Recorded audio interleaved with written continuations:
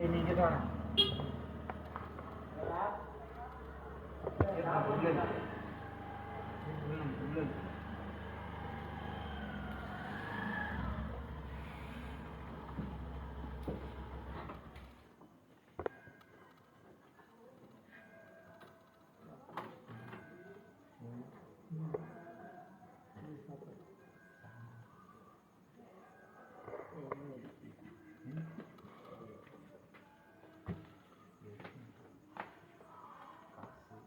ஐயா வணக்கங்கய்யா.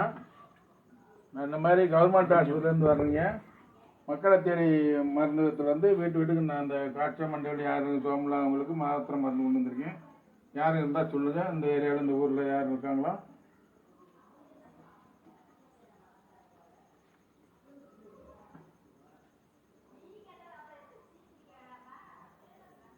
ஆமாம், என்னப்பா பையன் இப்படி படுத்துக்கிறீங்க?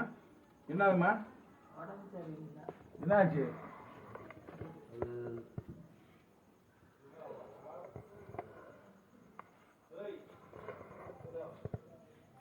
என்னாச்சு? கையால் ஒன்றும் வேலை செய்யலையா? என்ன கண்ணு முழிச்சு பார்க்கலாம்? என்னாச்சுப்பா? ஒன்றும் இல்லைங்க ஐயா. அது உடனே வலிக்குதுன்னு சொன்னா என் பேரை எங்கள் அக்கா சரி உனக்கு கவர்மெண்ட் ஆஸ்பத்திரி தூக்கிட்டு போகலாம் அப்படின்னு நாங்கள் நினைச்சோம்.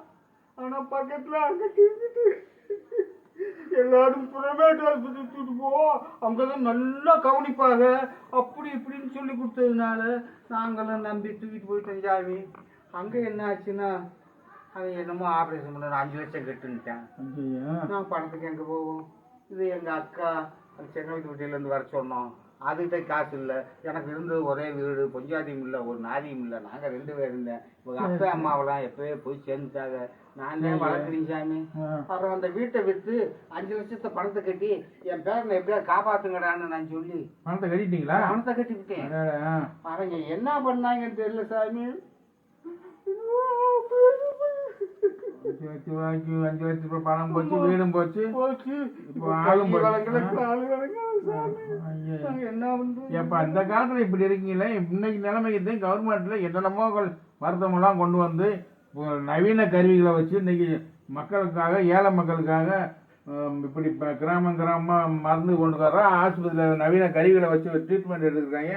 நீ தூக்குப்பா, நான் பாத்துக்கிறேன். நான் ஜவுரியமாய்க்கு கொண்டு வரேன். அரசாங்க ஆஸ்பத்திரியில் அவ்வளவு வசதி இருக்குது. எல்லாமே இப்ப இருக்கு. போராக்கள் மாவட்டத்துக்கு ஒரு மெடிக்கல் காலேஜ் வேற உருவாக்கி பண்ணிக்கிட்டு இருக்காங்க.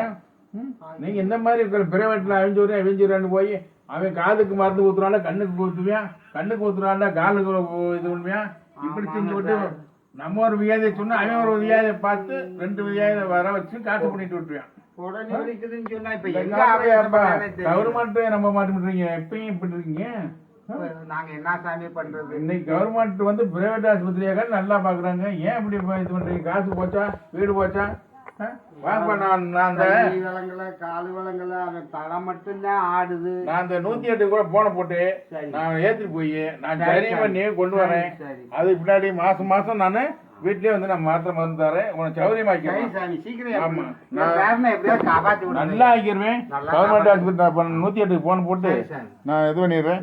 சரி சரி சரி, வண்டி சொல்றேன். ஓகே.